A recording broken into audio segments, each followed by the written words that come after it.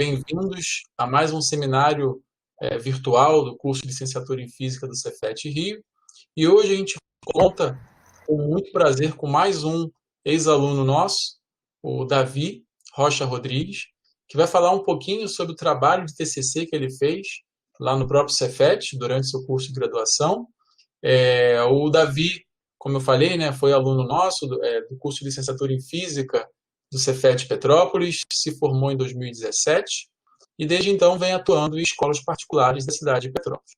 Então, o Davi vai falar um pouco para a gente do trabalho dele, intitulado Um Modelo Simples de Campo de Dirac em 6 dimensões, 3x3. Então, Davi, inicialmente gostaria de agradecer o seu aceite aí ao nosso convite de participar do seminário e oferecer esse conteúdo aí para o nosso público. E você agora está com a palavra, faça uma boa apresentação. Muito obrigado. Obrigado, professor. Então, gente, esse foi o tema do meu trabalho. Foi um trabalho em física matemática, então, na prática, eu só fiz conta, mas antes eu vou procurar contextualizar todo mundo do que significou de fato as contas que eu fiz. Porque é como um livro. Um monte de conta solta, descontextualizada, não significa muita coisa. Igual um livro, na verdade, é uma monte de tinta preta jogada. O que significa, de fato, que está escrito ali, é onde está a verdadeira beleza, né? Então, a gente vai seguir essa ordem aqui. Introdução, motivação, desenvolvimento, que é como se deu de fato o trabalho, e as conclusões que eu consegui chegar com esse meu trabalho. Eu acredito que o melhor modo de nós iniciarmos a introdução é, de fato, pelo título, que em trabalho científico nem sempre o título é tão informativo para todo mundo. Então, compreender o título, acho que é o primeiro passo para a gente conseguir desenvolver de maneira mais linear o raciocínio. Em parte, até falando do título em parte, essa primeira parte, um modelo simples, gente, é tão claro quanto parece. É de fato um modelo muito simples, dado o tema que eu tentei trabalhar. É um tema muito amplo, muito vasto. A matemática intrínseca a esse tema é extremamente complexa. Eu, pessoalmente, me assustei com ela durante a graduação.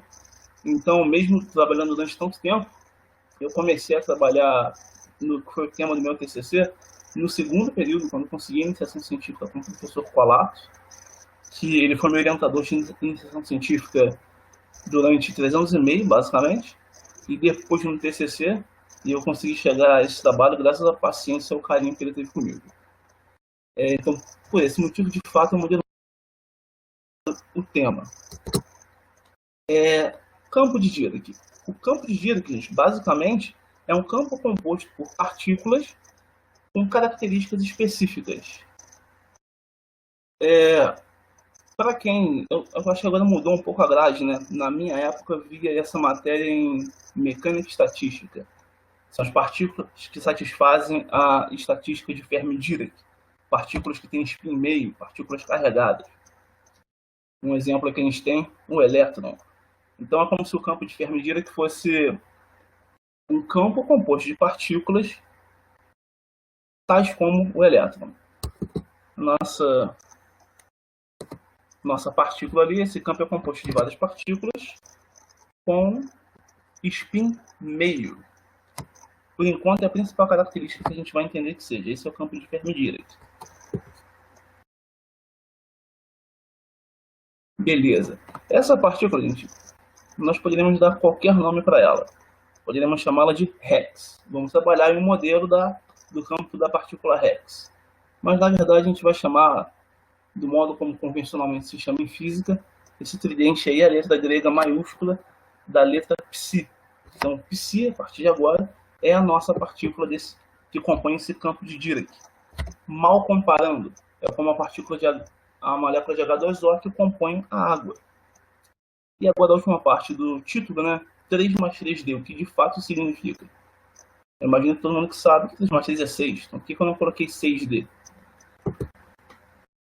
Então, gente, vamos lá.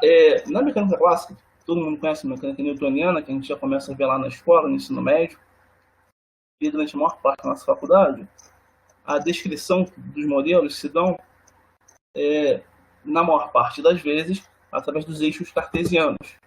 Dessa forma, o vetor posição R ele é descrito através das componentes x, y e z. Nada de novo até aí. Realmente nada de novo.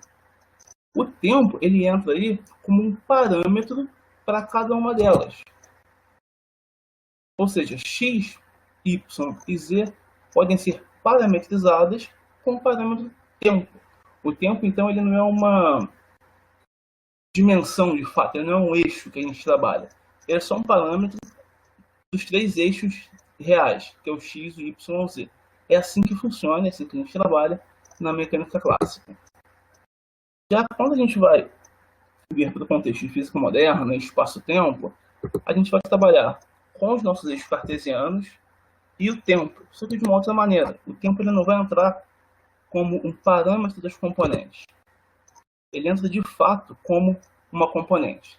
Ao invés de ter x, y, z, todos parametrizados no tempo, agora eu vou ter x, y, z e t. T como, de fato, outra dimensão. Só que aqui, gente, está mais para a gente entender de maneira linear. Não é x, y, z, t que a gente usa. Tem um probleminha de análise dimensional, veja. Se eu pegar esse vetor de 4 dimensões, as primeiras dimensões são espaciais e a última dimensão é temporal. O espaço eu meço em metros, a dimensão temporal eu meço em segundos. Daí eu vou ter esse problema de que eu vou ter um vetor com dimensões diferentes nas suas componentes. Se eu colocar um C ali, CT, na última componente, eu resolvo esse problema. Vai ficar tudo metro. Gente, eu sei que é absolutamente simples, mas só às vezes escapa um pouquinho na nossa cabeça. O que aconteceu ali foi o seguinte: C é a velocidade da luz, ou seja, uma velocidade. T é de fato o tempo. O que acontece? A velocidade tem unidade de metro por segundo, tempo por segundo.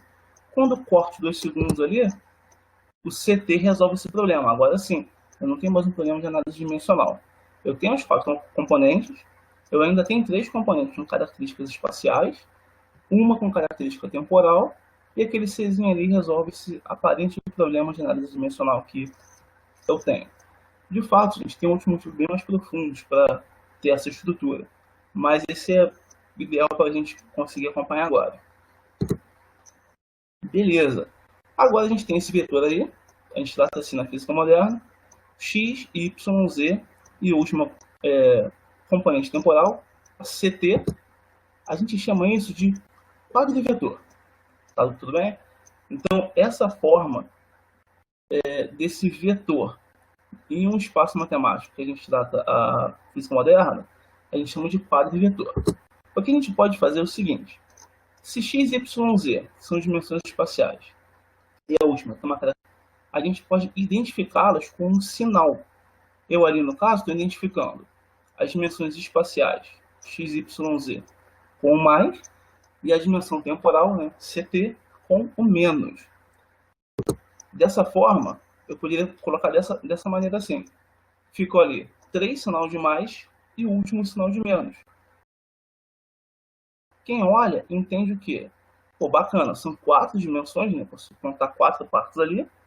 E dessas 4 dimensões, eu tenho 3 espaciais e uma temporal, que é a última. Essa representação, que parece um vetorzinho com os sinais, a gente chama de assinatura do espaço. A gente consegue saber ali quem é espaço e quem é tempo. Na verdade, eu poderia fazer o contrário. Eu poderia chamar o espaço de menos e o tempo de mais. E ficar 3 menos e 1 mais no final. Daria certo de qualquer forma. O motivo real que isso acontece é para manter a coesão da estrutura matemática no produto interno do espaço matemático. Só que eu não vou entrar nesse detalhe agora. Basta a gente entender que realmente eu estou identificando com o sinal de mais e de menos o que é espaço e o que é tempo. Beleza, ali tem a assinatura do espaço. Opa, não funciona a minha setinha. Ou seja, é um espaço 4D. Que eu posso falar que é um espaço 3 mais 1D. Você deve estar supondo que isso quer dizer 3 espaciais e uma temporal. que já está bem da forma que está lá no título do trabalho, 3 mais 3D. Dado isso, você já deve estar supondo o que o 3 mais 3 significa e qual seria a assinatura do nosso espaço desse trabalho. Realmente seria algo assim: espacial, espacial, espacial, né? Tem os 3 sinais de mais inicialmente e as últimas 3 dimensões temporais. Ou seja, isso aí vocês já reconhecem agora de um espaço hexadimensional com 3 espaços e 3 tempos. Por isso está lá no título, 3 mais 3 e não 6D. Porque quando eu boto 3 mais 3, é uma informação mais completa, que não versa só sobre o número total de dimensões do espaço, mas o que é espaço e o que é tempo. Está aí a nossa assinatura do espaço 6D, 3 mais 3.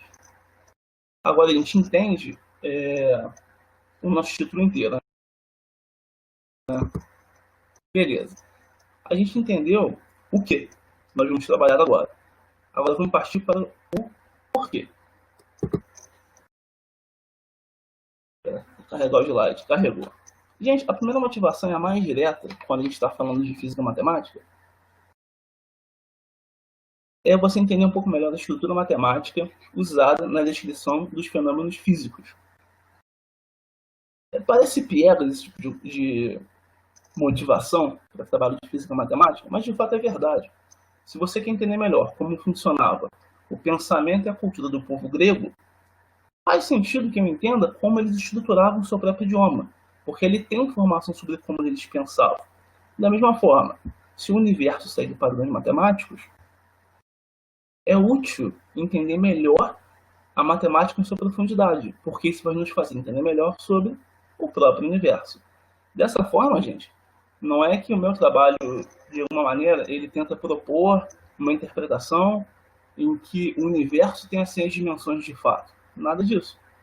É só uma desculpa para estudar modelos físicos em situações atípicas, como é o caso um espaço-tempo de 3 tempos. Essa é a primeira motivação, que seria uma compreensão mais profunda da estrutura matemática da física. Em um segundo momento, tem sim situações um pouco mais realistas em que esse tipo de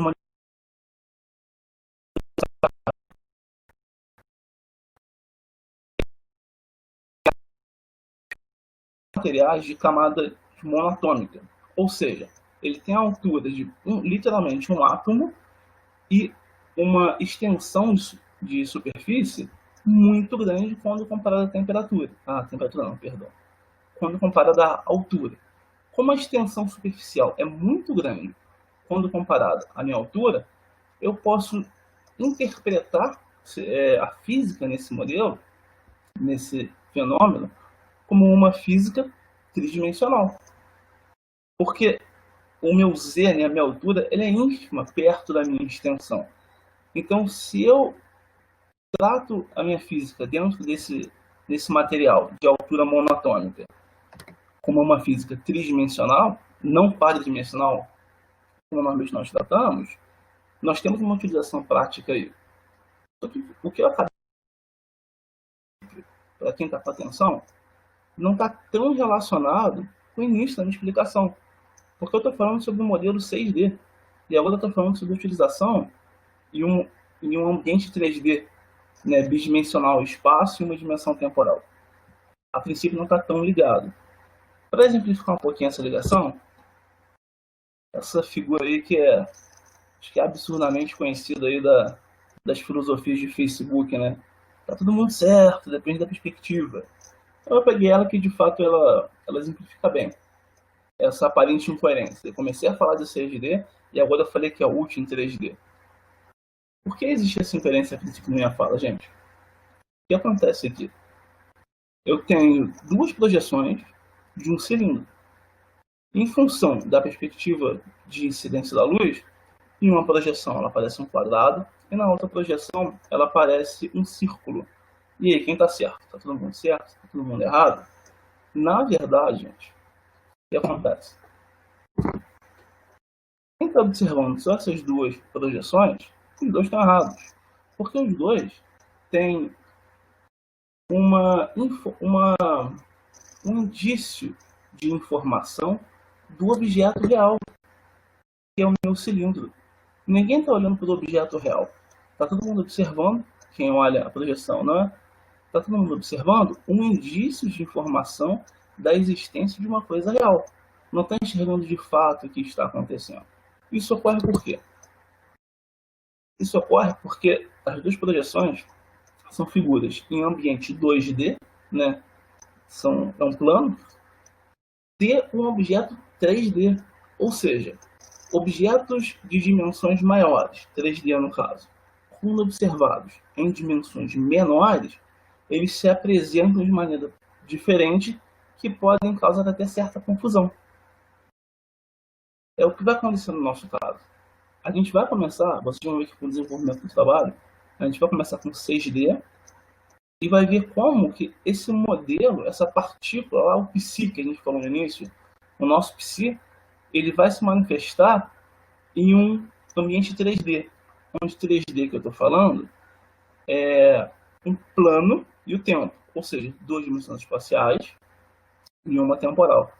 É essa ideia que a gente vai seguir. Como a nossa partícula, ela é observada em ambientes de duas dimensões espaciais, que é o nosso caso aqui. Um outro exemplo é de objetos de dimensão superior, dimensão alta, observados de dimensões de número menor, é a nossa equação de Maxwell, que tem aí na forma integral, na forma diferencial. Se a gente pegar ali a integral de área do campo magnético, ela dá zero, aparentemente ela não depende de nada. Mas logo embaixo, o campo magnético, a mesma integral, ela está relacionada com o campo elétrico. Então, como de um momento ela não depende de nada, e no outro momento, no mesmo conjunto de equações, que são diferentes entre si, ela depende de outra coisa. Então, essa aparente inconsistência é da mesma forma a inconsistência do início da minha fala, que eu estava falando de 6D para ir para 3D. E essa inconsistência, hoje nós sabemos que é relacionada com, nós temos o campo elétrico e o campo magnético. Os dois têm, na física clássica, alguns problemas, eles apresentam algumas inconsistências quando a gente fala da mecânica newtoniana.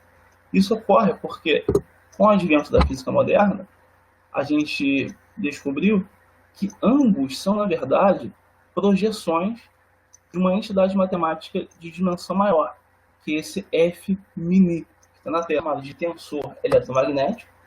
Ele aparece na descrição do eletromagnetismo na relatividade, usando o quadro de vetores, como eu mostrei para vocês.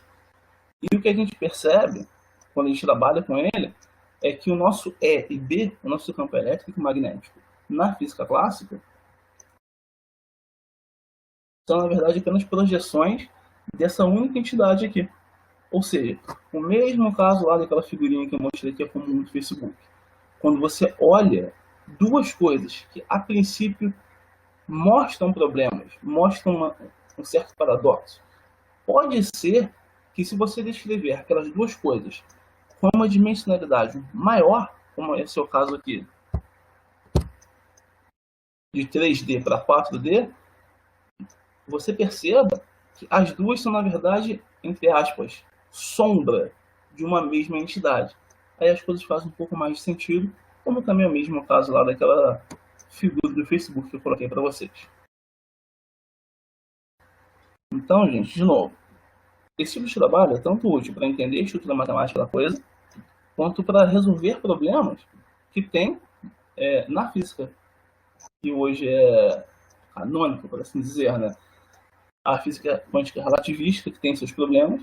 Às vezes, a resposta tem modelos de dimensões ainda mais altas que explicam inconsistências que nós observamos no nosso universo quadridimensional atual. Então, gente, agora a gente entendeu o que a gente está estudando e por que a gente está estudando. Agora, de fato, como que a gente estudou? Foi o seguinte. Lembra lá daquela nossa partícula, do nosso psi, que tinha spin meio? E ali eu estou colocando o seguinte. O elétron, eu dei o exemplo aqui de partícula de campo de Dirac, a gente sabe que ele é massivo. Mas no nosso caso, no nosso trabalho, a gente começou a trabalhar com uma partícula com essa característica, spin meio, e satisfaz a estatística de Fermi-Dirac. Só que a nossa partícula, a massa é zero, ela não tem massa. A gente iniciou um modelo com a partícula de massa nula, tá? E por ela ter spin meio, a gente chama essa partícula de espinor. Em inglês faz até mais sentido, né? Começa com S mesmo, spinor. Então, espinor é a nossa partícula de spin meio. E esse nome, gente, não é à toa. É porque, diferente de uma partícula comum, ela não é definida completamente em um espaço vetorial. Ela precisa de um outro espaço matemático associado, que é como se fosse um espaço vetorial, para quem já estuda álgebra linear. É como se fosse um espaço vetorial, mas ele tem outras regras, ele tem outros axiomas que definem o grupo. Esse é um espaço espinorial. O espaço espinorial ele é associado ao espaço próprio, e é ali que a gente trabalha com essas partículas espinoriais, os nossos espinores, que não se comportam como vetores, tá bom, gente? Mas sempre esse espaço espinorial ele é sim associado ao espaço-tempo, porque é aqui que a gente vive, é aqui que a gente tem os resultados.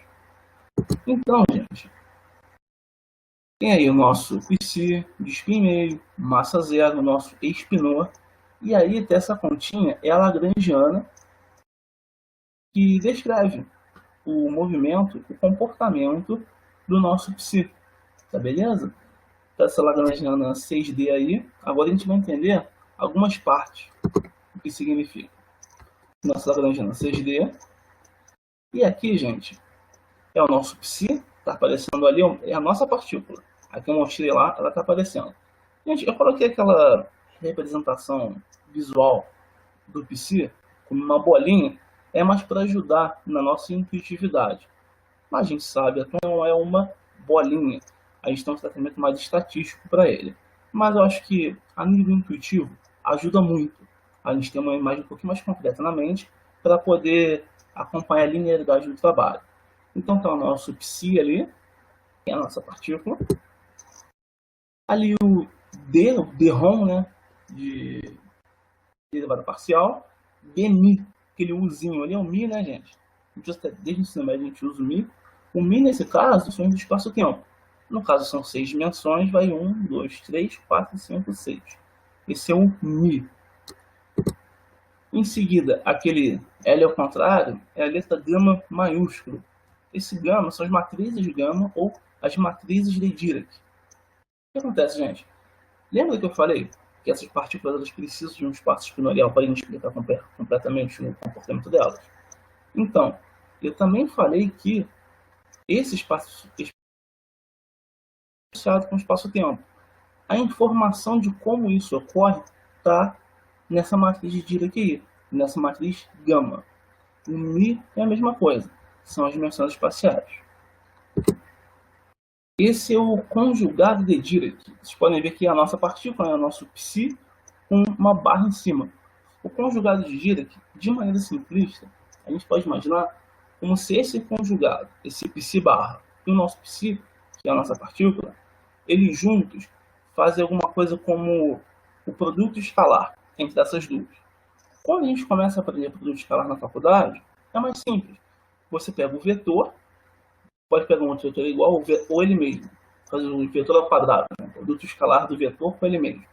A gente pega o vetor, multiplica cada componente e soma, né? Apenas isso.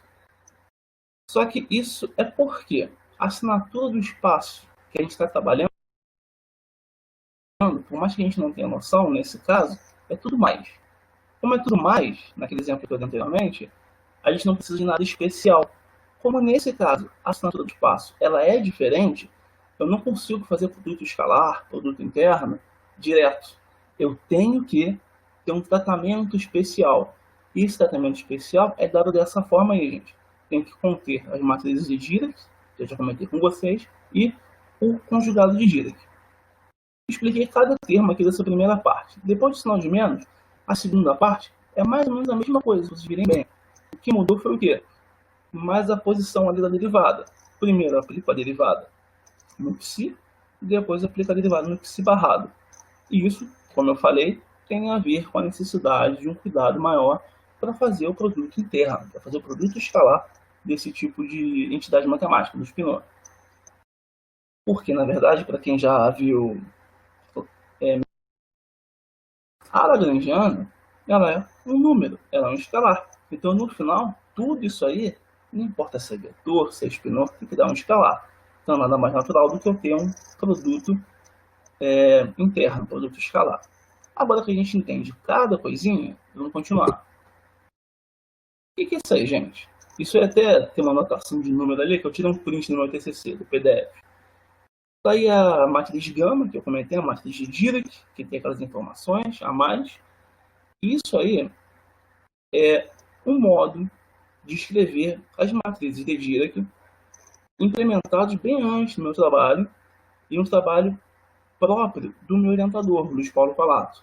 Ele já tinha esse modo específico de escrever as matrizes de Dirac. E a gente vai usar esse modo, porque agora, aquela conta que eu acabei de explicar para vocês, deixa eu voltar aqui.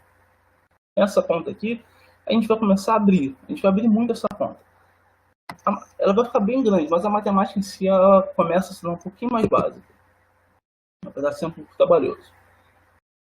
Certinho. Aqui, gente, eu já mudou algumas coisinhas ali, eu já reescrevi esse método de escrita das matrizes de Dirac já voltados ao objeto do trabalho. E ali é o seguinte, aquele D igual a 4n mais 2.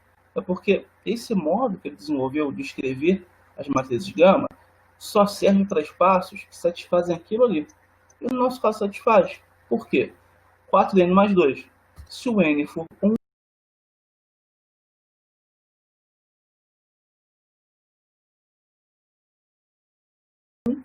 4 mais 2, 6. Posso usar o primeiro espaço 6D, dando andamento. Vamos lembrar que, olha só, a minha matriz gama está dividida em duas partes. Está ali, ó, um gama M e um gama M barrado. O que isso quer dizer?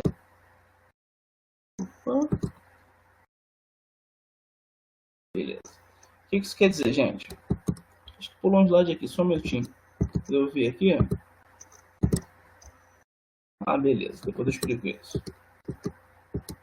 Isso quer dizer que das dimensões 1, 2, 3, 4, 5, 6, a dimensão 1, 2, 3 vai ser escrito por essa primeira linha. E a dimensão 4, 5, 6 por essa segunda linha. Agora, entendendo um pouquinho melhor cada uma das coisas que aparece aí. Aí, gente, é a matriz de identidade, que todo mundo conhece. O 2 ali é porque é a matriz de identidade 2 por 2. Essas letras sigma, sigma x, sigma y, é a base do espaço que gera as matrizes de Dirac, as matrizes gama. Base, gente, no mesmo contexto de base do espaço vetorial. Elas são as bases das matrizes de Dirac. Para quem ainda não viu o espaço vetorial, gente, não sei se tem alguém aí que não tenha visto, de maneira bem simplista, é a mesma ideia de número. Se você pega um número de 0 a 9, você escreve qualquer número existente, não importa quão grande seja. A base tem essa ideia. Você tem um conjunto limitado de elementos que, com eles, você consegue escrever qualquer coisa dentro daquele universo. Mesma coisa. Então, com as matrizes sigma, as matrizes de Pauli, a gente consegue escrever todas as matrizes de Dirac, matrizes gama, que a gente já viu, tá? E ali, gente, o que aparece é a letra gama agora é minúscula, são matrizes gama também, mas não são matrizes gama do nosso espaço maior, 6D. Tem um 2 ali, são matrizes gama do nosso espaço 2D. São matrizes 2 por 2, tá, gente? Essas matrizes são menores por quê? Vocês estão vendo que eu estou abrindo as matrizes gama em várias partes menores. Então, nada mais natural do que essas partes serem menores do que a matriz gama maior. Ali está o que eu falei, né? Em cima eu tenho a primeira linha, gama M, que o M vai de 1 a 3, as primeiras dimensões, e embaixo gama M barrado. Ou seja, ele vai de 4, 5 e 6, as últimas 3 dimensões. Separamos a matriz de gama. Perfeito. O que eu fiz aqui, gente? Aqui Eu estou tirando quadrados de cada uma dessas matrizes. Para quê? Para saber quem é espaço e quem é tempo. O que aconteceu? Olha só, eu marquei ali de vermelho as matrizes que deram positivo e de azul as matrizes que deram negativo. Eu até botei uma setinha na primeira, na gama 1. Na gama 1 deu positivo. Então está apontando ali na assinatura do espaço positivo. As matrizes que deram positivo foi a 1, a 2 e a 6. Negativo, 3, 4 e 5. Então montou essa assinatura. Aí naquela mesma ideia que a gente tinha entendido. A única coisa que mudou é que não ficou tipo todos os mais juntos, todos os menos juntos. Deu uma misturada. A dimensão 1, 2 e 6 são dimensões de espaço.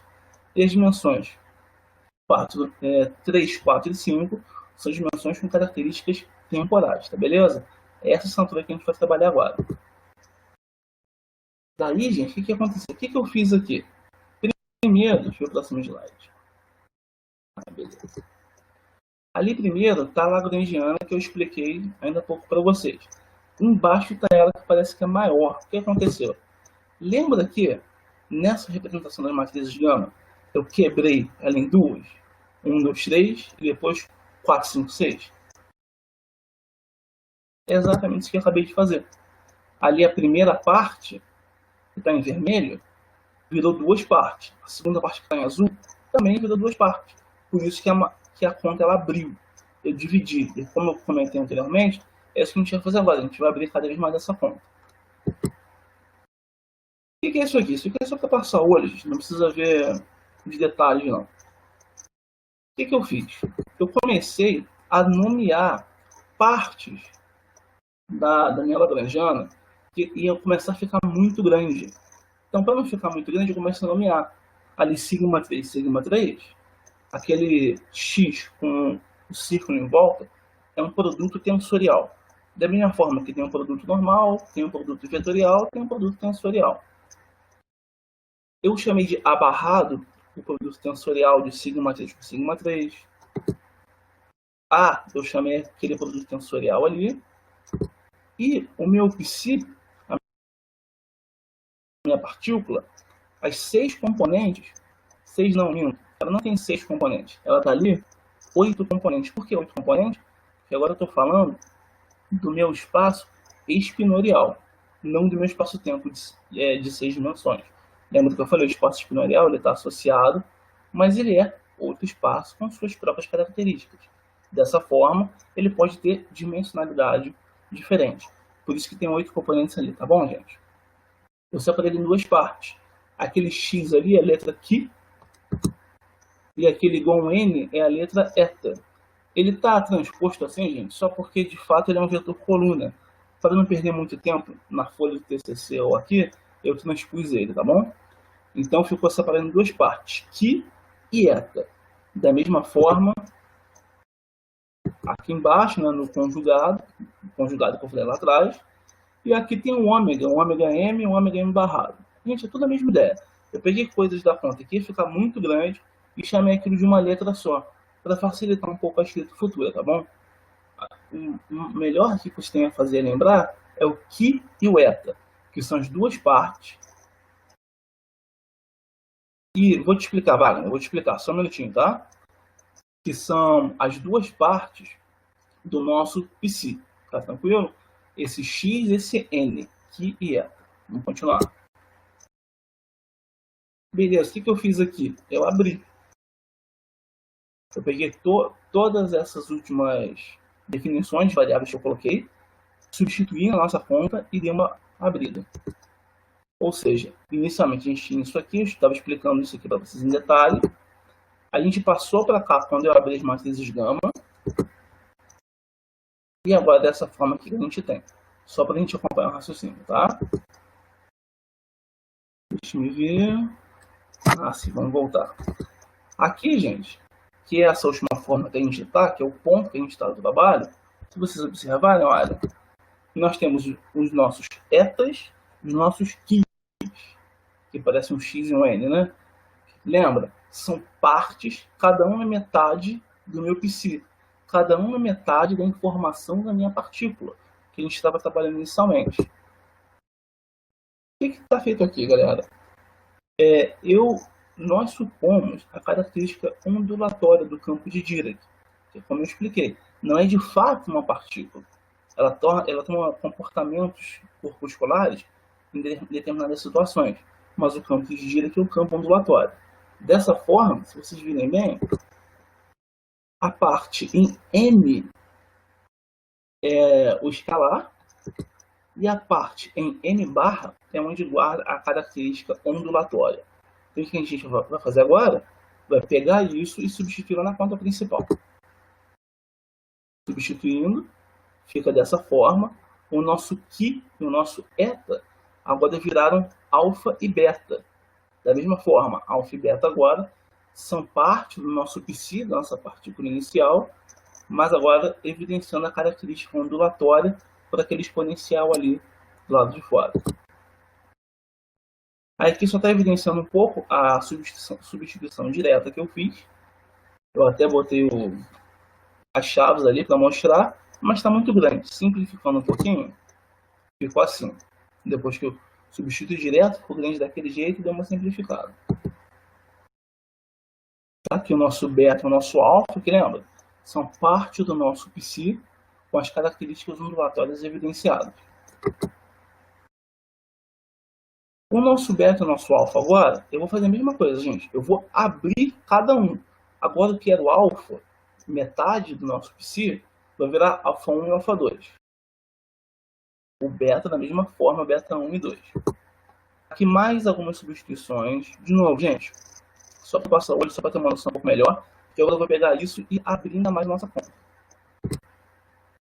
Ficou assim, ela bem aberta. Vocês podem ver que o finalzinho ali, ele tem um padrão de escrita um pouquinho diferente do resto da conta. E isso vai ser bastante interessante em breve. Eu consigo, manipulando a equação, tirar essas 4 equações da minha lagrangiana exatamente por causa dessa última linha, pela característica diferente dela. Eu consigo isolar nessas 4 equações, que tem uma característica interessante.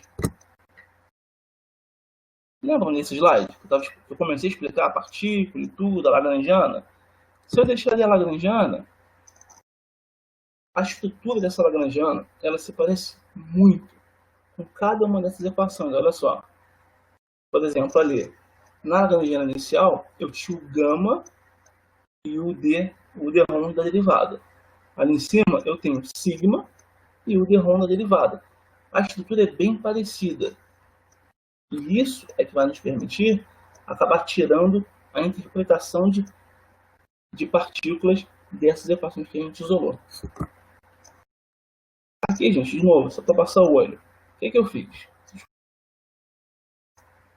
Vocês podem ver a primeira equação, as 2 primeiras equações dessas 4. A primeira depende de alfa 1 e alfa 2. A segunda também de alfa 2 e alfa 1. E embaixo, para beta 1 e 2, as 2 segundas equações da mesma forma. Elas dependem entre si. Como elas dependem entre si, a gente faz aquilo que a gente aprendeu a fazer lá no ensino médio. É um sistema e a gente resolve por substituição. Parece complicado porque a notação é um pouquinho diferente, mas é simplesmente a mesma substituição que a gente está acostumado. É aqui que eu fiz, só para passar o olho só. Resolvendo esse sistema, gente, a gente cai aqui.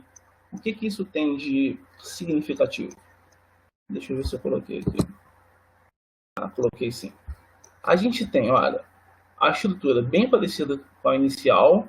A matriz, isso aqui é sigma, né? Ao invés da gama, com a derivada e o izinho lá. E aqui a gente tem um termo a mais, que não tinha no outro. O que isso significa? Quem conhece a equação de Klein-Gordon, essa são a equação de Klein-Gordon, já matou qual o significado físico desse termo aqui dentro da raiz. Lá no início, lembra que eu comentei? Nós iríamos começar com uma partícula sem massa. É por isso que a nossa partícula, a nossa lagrangiana inicial, não tinha esse termo, porque ela não tinha massa. Esse termo que apareceu aqui, quando a gente compara com a equação de Klein-Gordon, é o termo de massa. Então, gente, todo esse malabarismo matemático que a gente fez fez com que nós pudéssemos abrir da nossa maneira, utilizando das liberdades que a matemática ela dispõe, abrir da nossa maneira aquela lagrangiana inicial e tirar dessa lagrangiana mais outras 4 lagrangianas. Por que 4? Tá vendo aqui, gente, o J1 e 2? Porque aqui, gente, tem alfa 1 e alfa 2, e aqui tem beta 1 e beta 2.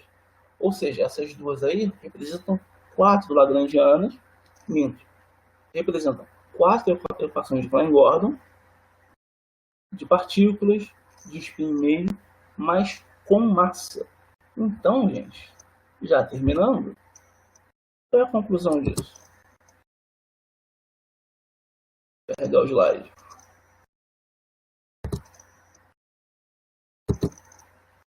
Carregou. Qual é a conclusão disso, gente? A nossa partícula lá, o nosso psi, sendo bastante manipulado matematicamente, com um algoritmo que já era do trabalho do meu professor Colato, o nosso psi, que pertencia a 6 dimensões, ele pode ser descrito como outras 4 partículas, alfa 1 e 2, beta 1 e 2, pertencentes a 3 dimensões, que já é uma coisa mais próxima da gente. E, gente, um detalhe, quando eu falo 3 dimensões, lembra? É como uma dimensão espacial. Então seria algo assim que a gente tem por mais intuição 2D, né? Com só 2 eixos. Uma área, como eu falei lá no comentário sobre grafeno e fosforeno. É isso, essa imagem que está para vocês, que o trabalho deu consistência matemática. E agora, eu acredito que fica um pouquinho mais claro a exemplificação que eu propus desse caso. Um objeto de dimensão superior, no caso aí da figura 3D, pode ser observado como 2 objetos com características distintas em espaços de dimensão inferior. O nosso psi se manifesta como o nosso psi, que é uma partícula de spin meio, sem massa, em um espaço-tempo com 3 tempos e 3 espaços. Ele se manifesta como 4 partículas massivas.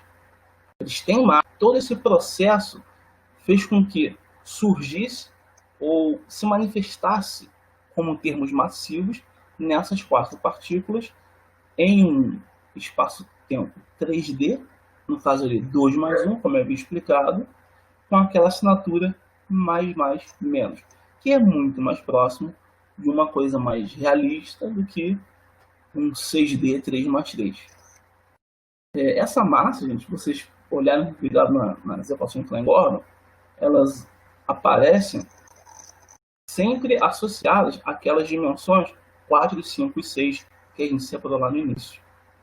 Então, gente, foi um pouco do trabalho que a gente fez e um pouco de contextualização, tá? Muito obrigado, professor. Ótimo, Davi.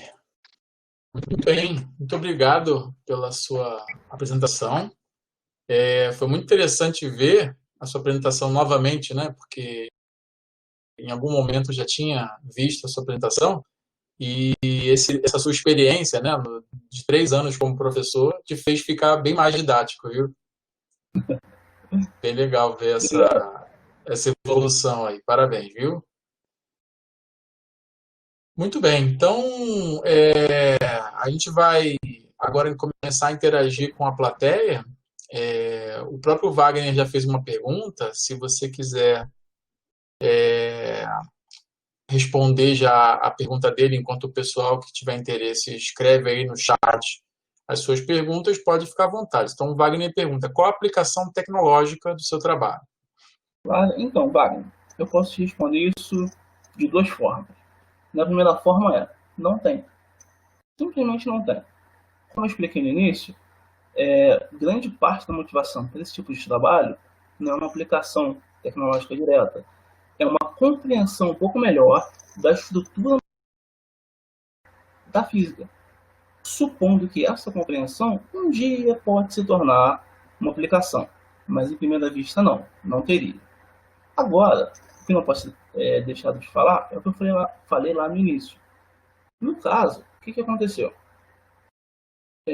Eu caí ali, a partir de uma partícula não massiva em 6D, um universo muito estranho com 3 tempos, a gente caiu em 4 partículas massivas em um dimensional, um espaço relativístico bidimensional.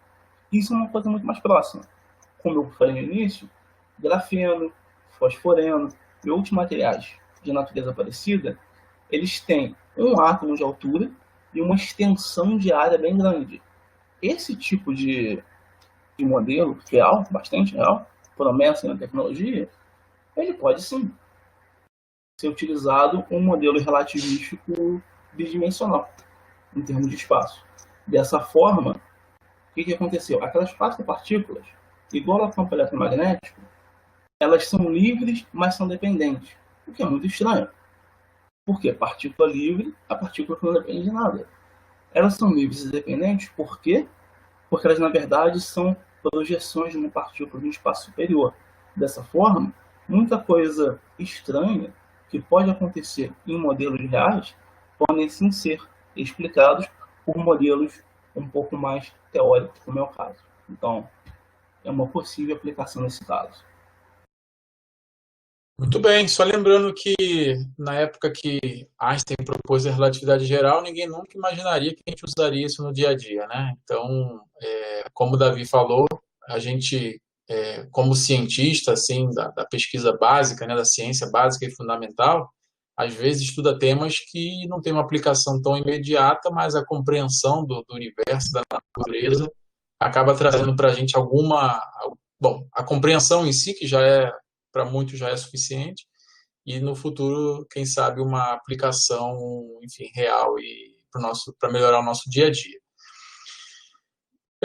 Muito bem, não temos mais perguntas por enquanto, então vamos conversando, vamos debatendo, e aí o público, mais uma vez, eu sempre faço o convite para quem se interessar, pode abrir aí também o áudio e a câmera para entrar no debate. É bem interessante ver esse modelo, né, em que você tem um espaço completamente diferente do que a gente vive, e você consegue projetar. Nesse caso, você projeta em 2 dimensões, né? Mas existem modelos em que você projeta em 3 mais 1, né? E então isso acaba dando para a gente, fica na nossa cabeça a pergunta se realmente o que existe, a natureza que está aí, qual é o número de dimensões dela, e o que a gente vê é uma coisa projetada, não é? E será que existem outras projeções? A ideia talvez do multiverso, né? É bem interessante isso aí, muito legal, né? Quer falar um pouquinho sobre isso? Eu acho que o mais difícil nesse caso é que quando a física começou, tem a nossa mecânica clássica, que é 3D só e acabou, e ela é bastante intuitiva. Mesmo que tenha um ponto ou outro lá que não seja intuitivo, ela é bastante intuitiva porque ela está de acordo com a nossa observação sensorial biológica. A gente vê 3 dimensões no mundo e não faz sentido. Eu imagino que para quem era da época, até para a gente hoje, quando vai estudar relatividade e tem que tentar de alguma maneira visualizar 4 dimensões, obviamente a gente não consegue, é uma coisa ruim de aceitar, é uma coisa difícil e, por assim dizer, ruim de engolir, porque está completamente contra o que a nossa biologia diz que o mundo é.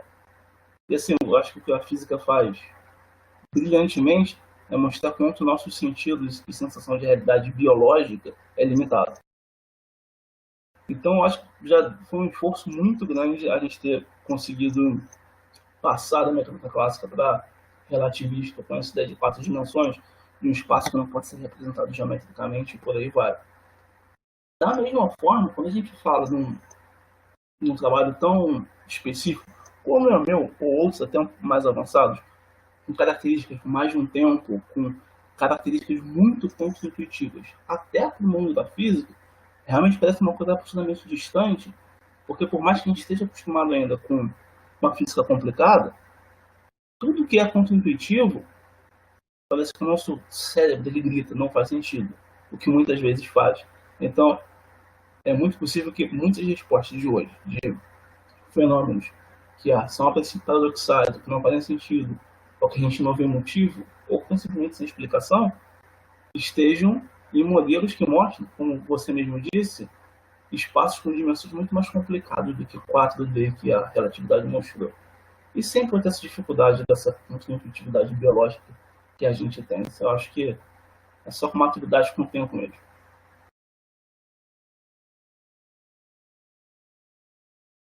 Sim, maturidade, tempo e estudo, né? Assim, o seu estudo é bem complexo, né? Eu, sendo bem sincero, muitas das coisas fogem à minha compreensão, assim, né? Enquanto você vai explicando e tal, até é interessante ver a sua evolução dentro do curso em um tema tão complexo. Gostaria de parabenizar. Mas é isso mesmo, é para isso que a gente precisa sempre se aprofundar e estudar cada vez mais, porque nosso universo, nossa natureza não é tão simples assim quando a gente pensa, né? Bom, vamos continuar interagindo aqui com o público. O Matheus, ele pergunta se você pensa em dar continuidade nesse estudo e como. Se eu penso, sim, com toda certeza. Eu não comentei, até porque eu já vi que está ficando muito grande, como de fato ficou, mas tem algumas coisas interessantes ali no final, em relação aos grupos de simetria, que teve um comportamento, a princípio, inesperado, mas que nós já tínhamos suposições de como explicar o que seria uma continuidade do trabalho. Então, eu pretendo sim. Mas, para ser sincero, como o professor muito bem falou, é um tema extremamente complexo e, pessoalmente, assustadoramente complexo. Então, para dar continuidade, eu mesmo tenho que me afundar muito em estudo ainda para dar continuidade de uma maneira coesa de fato. Então, a resposta é sim, eu pretendo.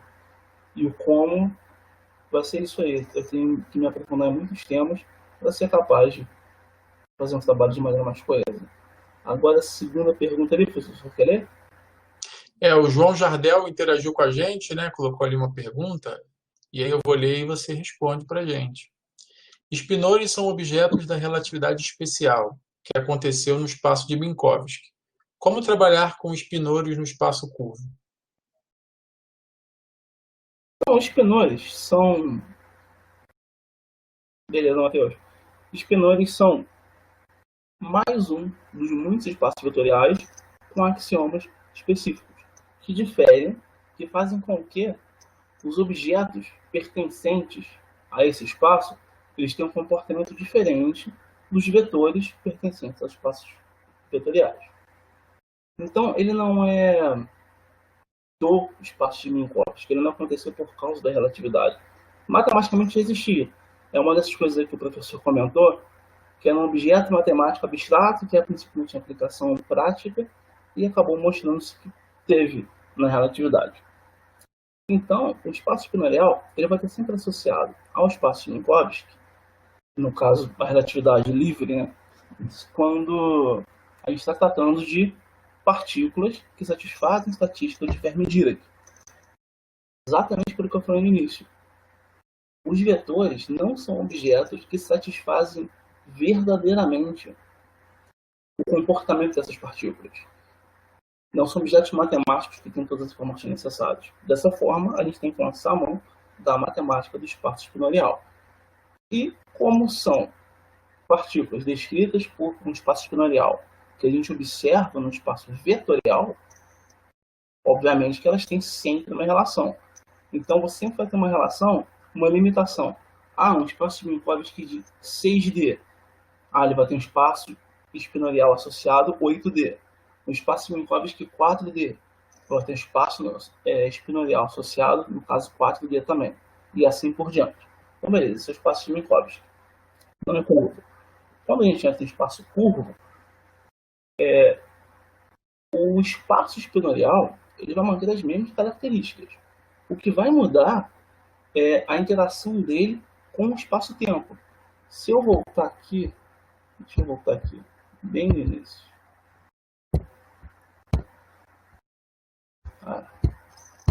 Deixa eu ver se eu acho a nossa lagrangiana aqui.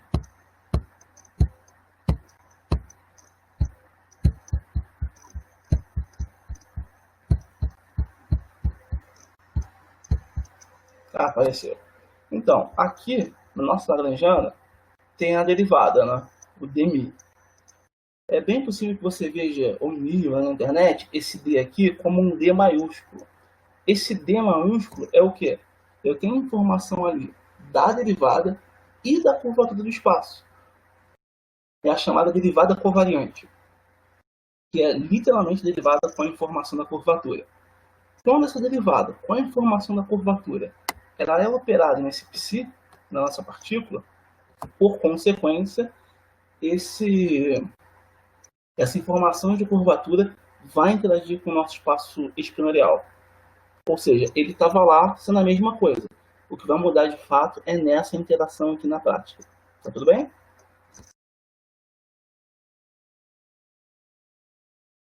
Beleza. Beleza. Qualquer coisa, João Jardel, pode ficar à vontade para escrever aí ou entrar também em áudio aqui na discussão. Aí o Samuel ele menciona que existem modelos de teleparalelismo para tratar espinores em espaços curvos. Aí eu vou ficar te devendo, rapaz. Porque essa explicação que eu falei é a mais padrão possível. É usar uma derivada covariante. Agora, um modelo um pouquinho mais específico, eu vou realmente ficar te devendo que eu não tenho ciência. Sem problemas. Eu não sei se foi uma pergunta ou se foi uma afirmação. Acho que. Bom, enfim. O João está escrevendo alguma coisa ali. Obrigado pela resposta. Então, se ninguém quiser fazer mais alguma pergunta, a gente vai encerrar. Eu vou agradecer o Davi mais uma vez. Davi, muito obrigado, viu, por você se dispor aí a fazer sua apresentação para a gente. Relembrar o seu trabalho de TCC, imagino que também tenha sido interessante para você em termos aí de memória, né? Enfim. E mais uma vez aí agradecer a você pelo tempo que você dedicou aí e pela apresentação que você deu e responder as nossas perguntas. E estou colocando aí embaixo já a divulgação do próximo seminário. Enquanto o pessoal lê aí na tela, eu vou deixar você falar suas palavras finais e mais uma vez obrigado, viu? Eu que agradeço, gente. O que eu tinha para falar, eu falei, então eu só estou aqui para agradecer um pouco mais ao professor. E de fato foi bem interessante. Eu acho que eu não pegava no meu TCC há muito tempo. Então foi bem interessante relembrar os detalhes, foi prazeroso preparar, assim como foi prazeroso falar sobre e compartilhar isso com vocês e ver o senhor também de novo, professor. Gente, muito obrigado, professor. Legal, muito obrigado, Davi. O Samuel colocou um link ali, ele falou que foi uma afirmação realmente. E aí fica a divulgação do próximo seminário, gente, na semana que vem, quarta-feira, 19 horas. Os nossos ex-alunos também, a Bia e o Edgar, vão falar um pouco sobre nanotecnologia aplicada a células fotovoltaicas para aumento de eficiência. Então, fica o convite a todos aí, mais uma vez. Mais uma vez agradecer ao Davi e a todo o público pela presença. E é isso, gente. Um grande abraço, viu? Tchau, tchau. Até a próxima. Tchau, boa noite.